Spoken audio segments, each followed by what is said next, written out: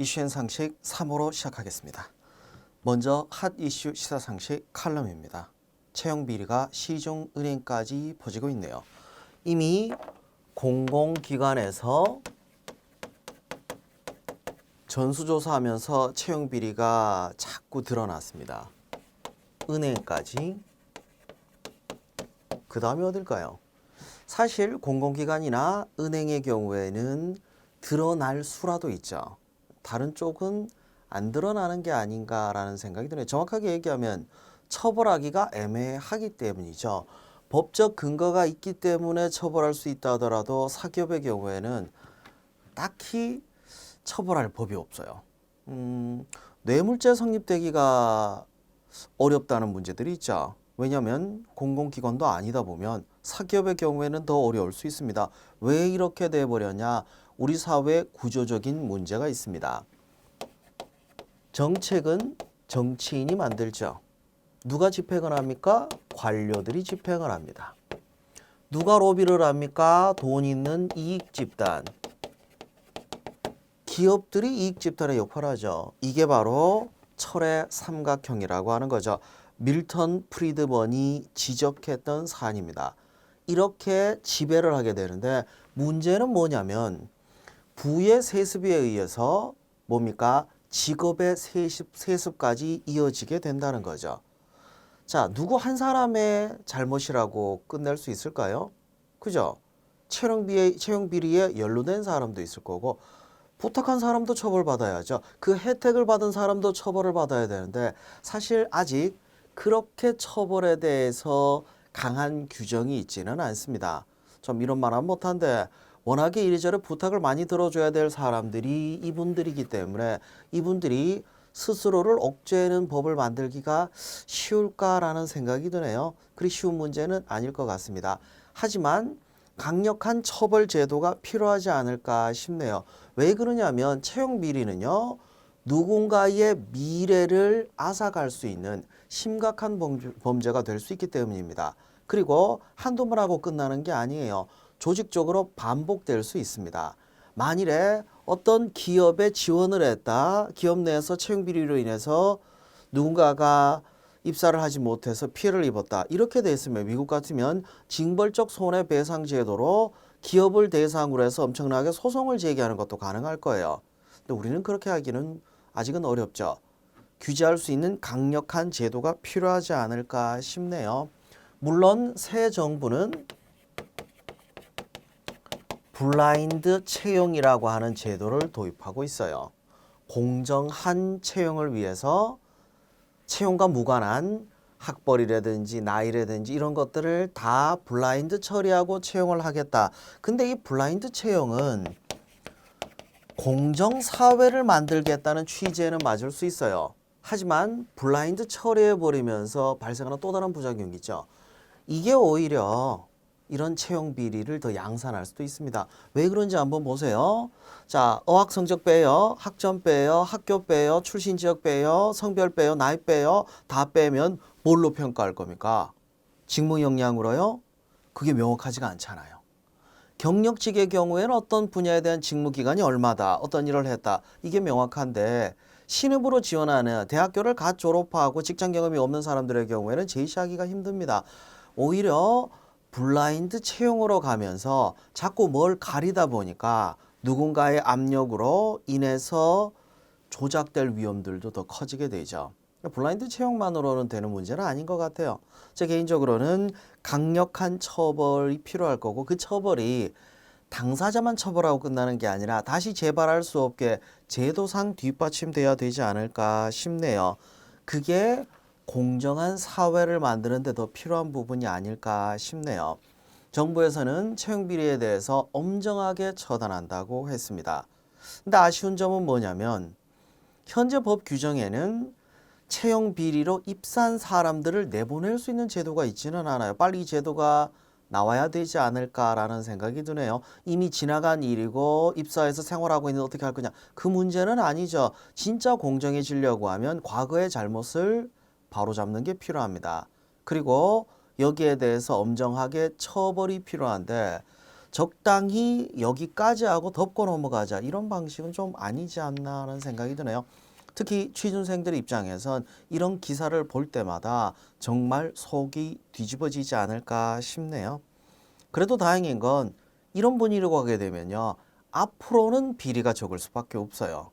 이전 비리는 어떻게 할지 못하더라도 앞으로 누가 함부로 비리를 저지를까 점점 더 공정한 사회가 돼가고 있는 것 같습니다. 탑 이슈 첫 번째 가상화폐 좀 보도록 할게요. 우리는 실체가 없는 존재에 대해서 좀 애매한 생각들을 했습니다. 예를 들어서 실제로 존재하는 지리, 땅을 근거로 해서 온라인상에 내비게이션을 만들었다고 하자고요. 이런 파악하기가 쉬워요. 근데 가상화폐라고 하는 개념이 실체가 없는데 실체의 가치를 가지고 있는 게 돼버리죠. 이런 과정이 없어요. 분리가 안 돼 있어요. 자, 그러다 보니까 좀 낯설기도 합니다. 그리고 거래상 문제가 되는 게 누가 책임질 것인가? 실체가 없다면 예를 들어 전산상의 문제라고 하면 전산 담당하는 사람이 책임지면 될 거고 해당 기업이 책임지면 되는데 그렇지 못하고 있다는 게 문제가 됩니다. 하지만 블록체인이라고 하는 발전된 기술을 토대로 하기 때문에 앞으로는 그건 앞으로 얘기고 지금 당장의 이야기는 아니죠. 실제로 대표적인 가상화폐인 비트코인이 등급이 C 플러스 등급 받았어요. 이 등급이 이 와이즈 레이팅사에서 등급 매길 때 A나 B 등급이 될 때 이건 매수 가치가 있어요. 근데 이 미만은 매수 즉 살 가치가 없다라고 보는 거죠. 그런 측면에서 비트코인은 살 가치가 없는 쪽에 해당이 돼요. 그럼 이 정도 등급 되는 게 있냐? B 등급 되는 게 있긴 있더라고요. 이더리움이나 또는 이오스라고 하는 가상화폐가 B등급이긴 한데 그럼 이쪽으로 수요가 몰릴 거 아니냐? 안 몰리던데요. 최근 들어서 가상화폐는 정부 규제 때문에 계속해서 가격이 떨어지고 조금 오르는 듯 하더니 답보 상태예요. 아니 매수라며 여기가 뭐 하는 데인데 신용평가사일 뿐이에요. 절대적인 게 아닙니다. 우리는 기억하고 있습니다. 리먼 브러더스 사태일 때 그때 신용 등급이 심지어 트리플 A 등급인 이런 기업들조차도 거꾸로 지기도 했었죠. 신용평가사의 평가 등급이라는 게 절대적이지는 않죠. 자, 문제는 뭐냐면 해킹의 위험도 있고 특히 안정성이 떨어진다는 게 문제가 됩니다. 어떻게 거래하느냐에 따라서 달라지는 부분이죠. 우리가 가상화폐를 실제 화폐로 인정을 하고 다 받아들이면 상관이 없는데 그게 아니라면 언제든지 가치가 없어질 수도 있는 그런 내용이기 때문에 그렇습니다. 사상 최대 규모의 일본의 가상화폐 해킹 파문. 우리나라에도 가상화폐 해킹 파문이 있긴 한데 우린 크게 부각되지는 않았습니다. 근데 일본의 경우에는 규모도 상당히 크다고 하죠.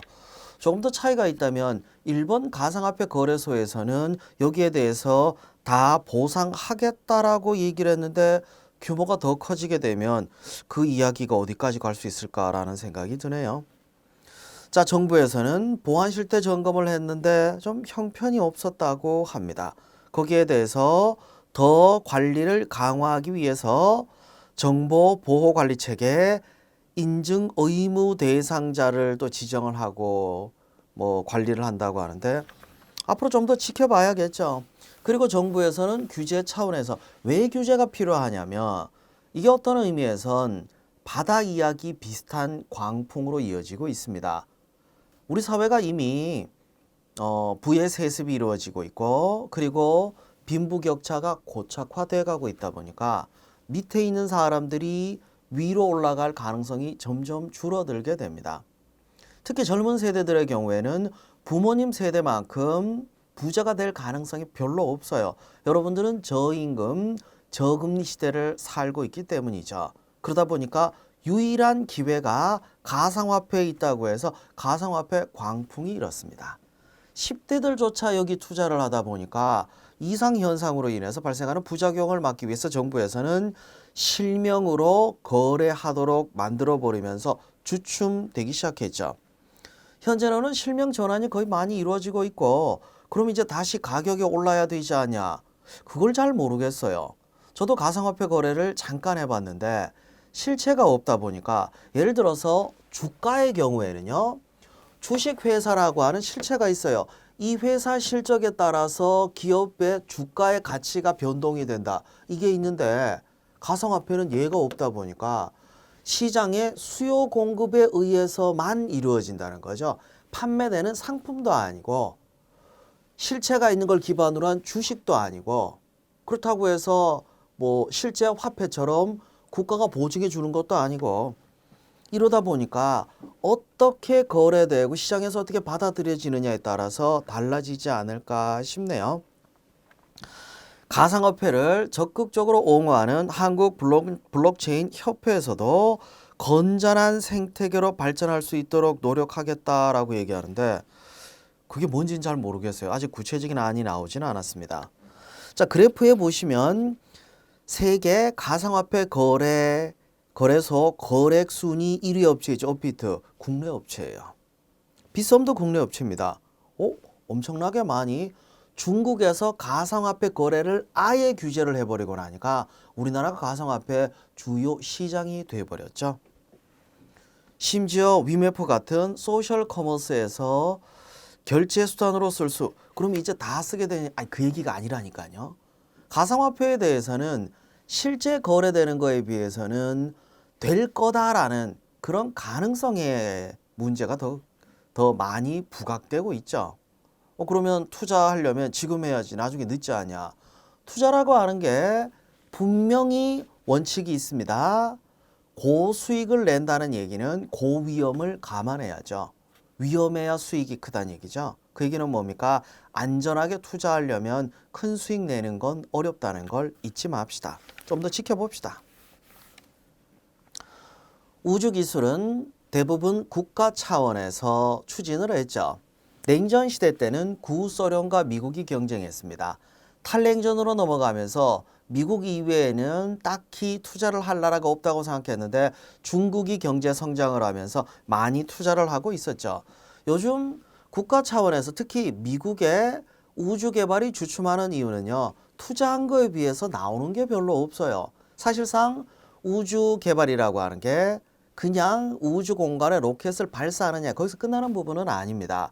이게 항공산업이라든지 여러 기술 분야의 발전과 연관이 되어 있습니다. 하지만 별 수익이 안 난단 말이에요. 주춤하고 있을 때 상업화가 가속이 되고 있었죠. 자, 스페이스 X라고 하는 민간 우주 탐사 기업이 있습니다. 이 기업이 민간 로켓을 발사하고 있습니다. 그러면서 또 이슈가 돼 있죠. 왜 그러냐면 여기 투자를 한 사람이 누군지를 좀 봅시다. 전기차 1위 업체 테슬라의 앨런 머스크가 투자를 하고 있으니까 그럼 뭔가 가능성이 있지 않냐. 그걸 보고 하는 거죠. 사업가는 손해볼 일을 하지는 않습니다. 미 정부 차원에서 예산 많이 쓰기보다는 민간 로켓을 이용하게 되면 예산 절감의 효과도 있다 보니까 그런 쪽으로 더 발전되지 않을까요? 그리고 우주로 나가고 싶은 사람들이 있습니다. 이미 러시아는 우주여행이라고 하는 여행 상품을 개발해서 운영하고 있었죠. 이전에는 진짜 잠깐 대기권 근처까지 갔다 오는 게 다였었어요. 소유주 우주선 타고 갔다 오는데 200억 원인가 아마 들었을 텐데 러시아의 우주회사 에네르지아는 1,080억 원짜리 우주여행 관광 상품을 출시할 계획이라고 하네요. 그 돈이 있는데 왜 우주여행을 가야 될까요? 라는 생각도 드네요. 우리나라도 민간 우주개발 시대를 열겠다고는 이야기하고 있습니다. 향후에 발사 계획이 있기는 한데 글쎄요. 남들이 하니까 우리도가 아니라 정확하게 어떤 분야와 연관이 됐는지 왜 개발을 해야 되는지 이런 로드맵을 좀 더 국민들에게 명확하게 알려주는 게 어떨까 싶네요. 전 사실 우주 개발에 대해서 크게 공감하는 편은 아니에요. 왜 그러냐면 비용 대비해서 그만큼의 성과가 있는지 그걸 잘 모르겠습니다. 마치 올림픽에 금메달 따기 위해서 수많은 재원과 수많은 인력이 투입됐지만 그만큼의 의미가 있는가 생각해 보면 가끔은 좀 의미 없는 게 아닌가. 그 애국심을 위해서 그 많은 돈을 쓰는 게 합리적인가라는 의심이 들 때도 있습니다. 그런 얘기죠. 물론 필요한 부분인 건 맞습니다. 하지만 적당한 투자가 있어야겠죠. 내용 이어서 정치 외교 편입니다. 죄를 지으면 처벌해야죠. 근데 정권이 바뀌고 나서 처벌하려면 꼭 나오는 게 정치보복입니다. 자, 이전 정부에서도 그렇고 전전 정부에서도 그렇고 정치검사라는 그런 비판을 받고 있는 검찰 입장에서 조금 쉽진 않은 문제인 것 같습니다. 그래서 검찰에서도 정치보복 논란을 피하기 위해서 많이 고심하고 있죠. 최근 뉴스까지 연결하자면 3월 14일 날 소환 통보가 전달이 됐습니다. 현재 이명박 전 대통령의 혐의로 나온 게 100억대 뇌물수수권이 있고요. 국정원 특활비 상납권도 있고 다스 실소유주 의혹권을 비롯해서 무려 13건이나 있죠. 얼마 전에 또 의혹이 제기된 것도 있습니다. 제2롯데월드 이것도 비리가 있지 않나 뭐 이런 얘기들이 있는데 처벌은 해야죠. 잘못됐다면. 하지만 정치보복은 없어야 되지 않냐. 아니, 저는 정치보복을 떠나서 일단 법을 위반하고 잘못한 거에 대해서 무조건 처벌해야 된다고 보는 쪽입니다. 그래도 전직 대통령인데 아니 전직 대통령이 됐든 현직 대통령이 됐든 현직 대통령도 탄핵하고 처벌하는 판국에 전직 대통령이 무슨 상관입니까? 정부의 정책을 옹호하자는 게 아니라 잘못되면 처벌받는다. 가장 기본적인 사회적 원칙이 자리 잡지 못하면 우리 사회는 절대 공정해질 수 없습니다. 공정해져야 대부분 행복할 수 있어요. 물론 권력이 있고 돈이 있는 기득권의 경우에는 그런 공정사회를 원하지는 않을 거예요.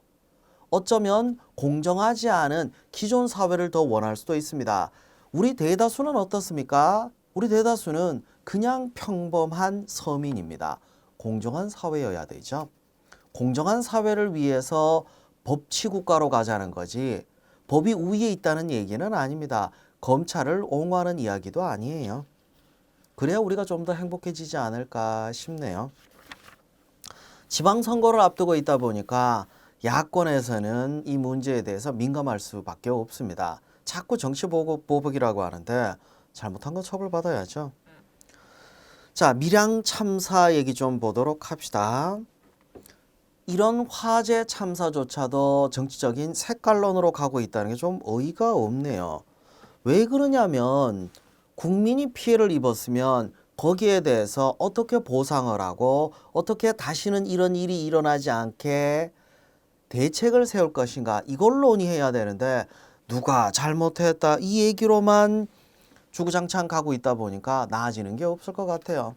어쩌면 정치에 대한 혐오심 때문에 관심을 안 갖기를 그분들이 원하는 걸는지도 모르겠습니다. 그래야 투표율이 떨어지고 유리하지 않을까?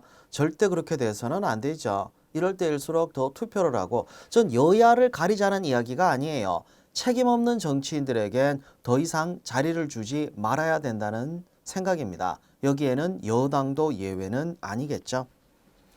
문재인 대통령이 안전불감증에 대해서 청산해야 된다는 이야기를 하고 있습니다. 특히 문제가 되고 있는 게 다중이용 시설이에요.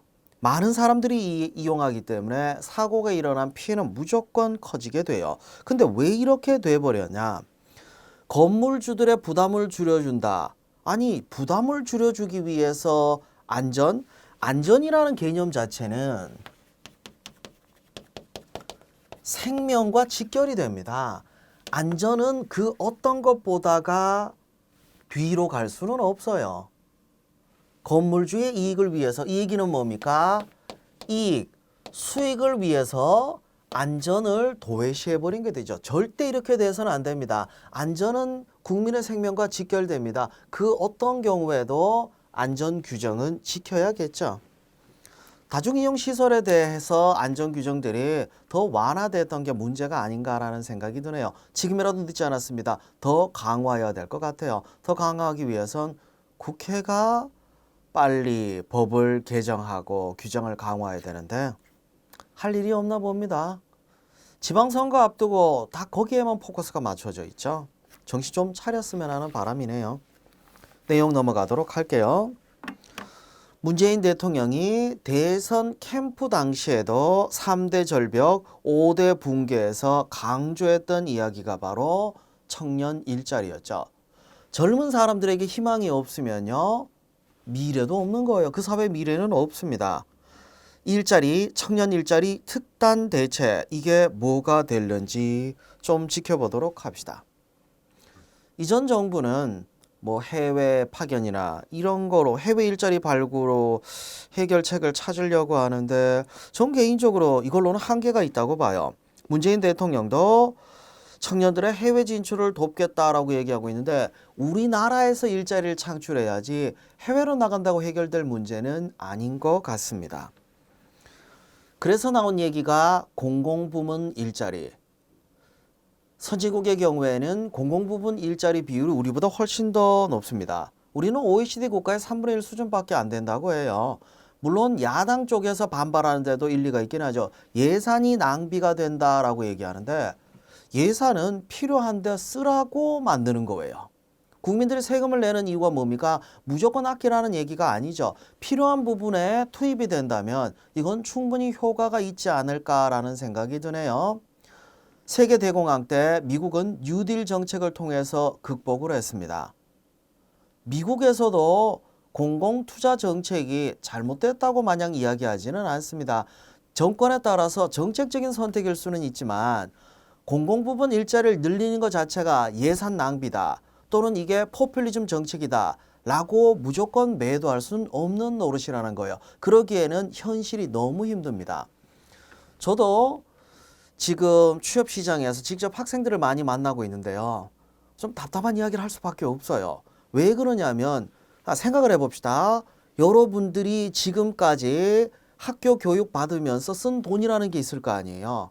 취업을 하게 되면 뭐 학자금 대출 받은 것도 있을 거고 그것도 갚아야죠. 그리고 여러분 돈 모아서 결혼도 하고 집도 사고 그래야 미래가 보일 거 아닙니까? 근데 사실 그 미래를 보기 위해서 필요한 돈을 생각한다면 대기업을 지원하라고 밖에 이야기를 할 수밖에 없어요. 왜냐하면 중소기업, 중견기업, 계약직, 비정규직의 경우에는 계산이 도저히 안 나온단 말이에요. 현실적인 거니까 여러분들 이해를 하실 겁니다. 그러다 보니까 대기업이나 공기업 이런 데에 대해서 생각해 보라고 할 수밖에 없어요. 근데 경쟁률이 너무 높다는 거죠. 기본이 100대 1이에요. 좋은데 경쟁률이 30대 1 미만인 데는 거의 없습니다. 괜찮다 싶고 월급 많이 준다 싶으면 100대 1, 200대 1 이상 되는 거는 쉬워요. 이런 좋은 일자리를 창출해 줘야지 그래야 여러분이 제대로 된 미래를 꿈꿀 수 있지 않을까요? 취업만 한다고 모든 게 해결되지는 않습니다. 왜 취업을 했다가 그만두는 사람이 그렇게 많을까요? 월급을 적게 줘서 그만두기도 하고 월급은 많이 주는데 집을 못 가요. 맨날 야근이에요. 힘들어서 그만두는 경우도 있습니다. 아니 아프니까 청춘 아니냐. 아프면 병원 가야지. 왜 꼭 청춘이 아파야 됩니까? 우리는 행복해지기 위해서 취업을 한다는 걸 잊지 맙시다. 정부의 정책을 만드는 분들도 이걸 좀 기억을 해 주셨으면 좋겠네요. 물론 사적인 이익을 위한 선택이라면 정책일 수는 없습니다. 박근혜 블랙리스트 공모는 정책이 아니라 엄연히 위법 행위로 규정이 돼 있죠. 왜 그러냐면 이 블랙리스트는 문학의 블랙리스트를 통해서 뭐 표현의 자유라든지 또는 문화예술의 자유라든지 헌법에 있는 기본적인 국민들의 권리를 침해했기 때문이라고 보는 거죠. 정치적 이익을 위한 선택이지 국익을 위한 선택이 아니기 때문에 정책으로 볼 수 없다는 거죠. 권력을 잡는다고 해서 마음대로 할 수 있는 건 아닙니다. 엄연히 우리는 법치주의 국가입니다. 계속 진행이 되겠죠. 내용 이어가도록 할게요. 정치적 스펙트럼을 좀 구분해 보도록 합시다. 자, 원래 프랑스 대혁명 당시에 왼쪽에 앉아 있었다고 해서 좌파라고 했고 오른쪽에 있었다고 해서 우파라는 이야기가 나오게 됐어요. 무슨 차이가 있냐? 좌파는 복지를 더 우위에 두고 있는, 자유를 포기한다는 쪽이 아닙니다. 자유를 포기하면 민주주의가 아닌 거죠. 우파의 경우에는 시장의 자유를 강조하는, 그럼 좌파는 자유를 부정하냐? 그 얘기가 아니라니까요. 시장 자유를 강조하는 쪽. 어느 쪽이냐? 뭐 적절히 중간에 있으면 중도라고 볼 수 있죠. 우린 좀 쏠림 현상이 있습니다. 주로 보수 정당이 집권을 많이 했었죠. 그리고 현재 여당도 좌파 정당이라고 하기에는 좀 그래요. 왜냐하면 정책 자체를 보면 둘 다 아우르기 때문에 정책으로 보면 우리나라는 대부분 정당이 여기 있다고 봐야겠죠. 이념적인 정당으로 이야기할 때는 좀 모호한 면들이 있습니다. 북한에 대해서 북한과 대화를 하려고 할 것인가, 북한을 처벌하려고 할 것인가, 이걸 가지고 스펙트럼을 나누는 경우들도 있는데 이건 좀 그래요. 왜냐하면 전 세계에서 그걸로 좌파 우파 구분하는 나라들이 아직 남아있나 모르겠네요. 탈냉전 시대에 누가 그딴 얘기를 하고 있어요. 아니 이거는 우리의 역사를 부정하는 이야기가 아니라 엄연한 정치적인 해석을 이야기하는 거예요. 뭐 어찌됐든 우리끼리 하는 얘기로는 여당 중에는 이쪽에 있는 경우들도 있습니다. 거기서 이제 떨어져 나온 정당들도 있고 국민의당이 중도를 표방했는데 거기서 또 떨어져 나온 이 두 정당이 합당하면서 민주평화당을 창당했는데 자기들은 여기 있대요. 이렇게 되려면 확실한 우파 정당과 좌파 정당이 있어야 되는데 정책적으로 확실한 우파 정당, 좌파 정당이 있는지는 잘 모르겠어요. 뭐 다른 얘기겠지만 결국에 자리 싸움이 아닌가라는 생각이 드네요. 국민의당이 통합되는 과정에서 반발이 있다 보니까 약간의 꼼수를 쓰고 있는 것 같습니다. 전 당원 투표로 가자고 했다가 이게 또 잘 안 되고 하니까 K 보팅 방식으로 뭐 간다고 뭐 그러고 있는데 뭐 선거 때 국민들의 심판을 봐야죠. 어찌됐든 지방선거가 정당에 대한 지지도를 평가할 수 있는 좋은 수단이니까 그때 지켜보면 국민들이 어떻게 판단하는지가 나오지 않을까 싶네요. 4차 산업혁명입니다.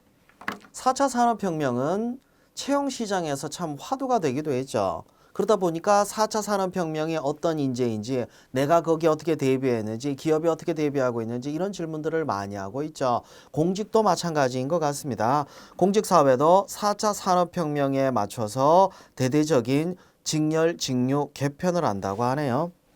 선제 대응을 해야 되는 게 미리 준비해야죠. 갑자기 도래한 것도 아니고 이미 진행하고 있거든요. 지식 집약형 산업입니다. 기술적으로 단순한 것들은 언제든지 대체될 수 있습니다. 공무원 중에도 단순 업무를 하는 사람들도 꽤 많이 있죠. 그런 경우에는 인공지능이나 로봇으로 대체하는 게 훨씬 더 효율적일 수도 있습니다. 거기에 대비하기 위해선 새롭게 공직에 들어가는 사람뿐만 아니라 이미 공직자로 일하시는 분들도 자기 개발이 필요하지 않을까 싶네요. 어찌됐든 빨리 가야 될 것 같습니다. 한미 FTA가 처음 추진될 때 농산물 시장 개방에 대한 반발이 상당히 컸었죠. 그 반발 때문에 겨우겨우 추진을 했었는데 미국의 정권이 바뀌면서 재협상으로 또 가려고 하고 있습니다. 그 규정 중에는 투자자 국가 분쟁 해결 제도 ISD 또는 ISDS라고 하는 게 있는데 이거 이해 못하시는 분들이 있어서 제가 짧게 설명하도록 할게요. 우리나라가 있고 미국이 있다고 합시다. 우리나라에서 사업하면 우리나라의 법을, 미국에서 사업하면 미국의 법을, 이게 원칙적인 법 적용의 원칙이에요. 기국주의라고 하죠. 근데 한국 기업이 미국에 가서 사업을 하고 있었는데 미국의 법으로 인해서 피해를 입게 되면 미국이다 보니까 보상받기가 어려워요. 자유무역을 확대시키는 과정에서 그런 차별을 피하기 위해서 어떻게 하냐? 미국 기업이 우리나라에서 사업하다가 법이나 제도로 손해를 입게 되면 중재를 할 수 있는 제3의 기관, 여기다가 맡겨버리는 겁니다. 국제분쟁기관에다가 중재기관에다가 제소를 해버리는 거예요. 이 얘기는 그럼 공정하지 않냐? 이 얘기는 뭡니까? 우리나라의 법에 의해서 다른 나라 기업을 규제를 못하는 이런 문제가 발생될 수도 있죠. 그래서 한미 FTA가 추진되는 과정에서 ISD에 대해서 논란이 참 많았었거든요. 이번에도 당시에 독소 조항으로 꼽혔던 ISD에 대한 논의도 또 제기됐다고 하네요. 결국엔 FTA는 양국이 합의를 보는 겁니다. 얼마나 우리에게 유리한 걸 끄집어내느냐. 이게 관건이 아닐까 싶네요. 길이 머네요. 그리고 트럼프 행정부가 앞세우는 미국 우선주의. 미국 우선주의는 서로 윈윈하자가 아니에요. 무조건 내 걸 챙기겠다. 욱박 지르던 뭐가 됐던 여기에 우리가 얼마나 현명하게 대응을 해야 되는지 고민이 됩니다. 자, 내용 이어서 미투 운동 좀 보도록 할게요. 한 검사의 폭로로 시작됐습니다. 검찰에서부터 문화예술계, 대학계까지 점점 확대되면서 깜짝 놀랄 일들이 일어나고 있습니다. 어떻게 저 사람이 그럴 수 있을까 싶은 사람들이 몹쓸 짓을 많이 했더라고요. 아유, 어떡하나. 이 차원이 아니라 우리 사회의 권력으로 인한 권력의 비정상적인 사용, 이게 문제가 됐던 거죠. 특히 남성들이 권력을 가지고 횡포를 저지르기도 했습니다. 여기에 대해서 조사, 처벌, 척구가 확대되고 있는데 아직 법이 완전하진 않아요. 최근에 정부에서 처벌을 강화하겠다고 하고 있는데 그렇다고 해서 이전에 피해 입은 사람들을 제대로 보호할 수 있는 것도 아니고 아직은 부족하지 않나라는 생각이 드네요. 이 차원에서 함께라는 얘기가 남성에 의해서 여성이 피해를 입었으니까 남성과 여성은 서로적이다 이렇게 가지 말자는 거죠. 잘못된 사회를 공정한 사회로 만들기 위해서 함께 고민을 해야 될 것 같습니다. 이러기 위해선 가해자에 대한 엄격한 처벌, 지나간 이야기니까 덮고 나가지를 말아야 되지 않을까 싶네요. 여러 분야에서 차별 조항에 대해서 없애려고 노력하고 있어요. 문재인 정부가 추진하고 있는 공정사회 만들기 여러 분야에서도 지속되고 있습니다. 국군 기무사령부는 국가안보를 위해서 일하고 있는 군대입니다. 정치에 개입을 한다는 것 자체가 말이 안 되는 거죠. 정책 중립 준수를 결의했다고 하는데 그 이전에 정치적인 중립을 지키지 못한 사람들에 대한 처벌을 제대로 해야 되는 게 먼저가 아닐까라는 생각이 드네요. 뭐 결의하면은 다 지켜집니까? 아니 개입을 했으면 더 강하게 처벌할 수 있는, 왜 그러냐면 정치적 개입으로 인해서 원래 역할을 제대로 수행하지 못하기 때문에 군이 정치에 개입한다는 얘기는 안보에 위협이 될 수 있거든요. 전 여기에 대해서는 국가 안보 차원에서 처벌해야 된다고 보는 쪽입니다. 너무 강한가요?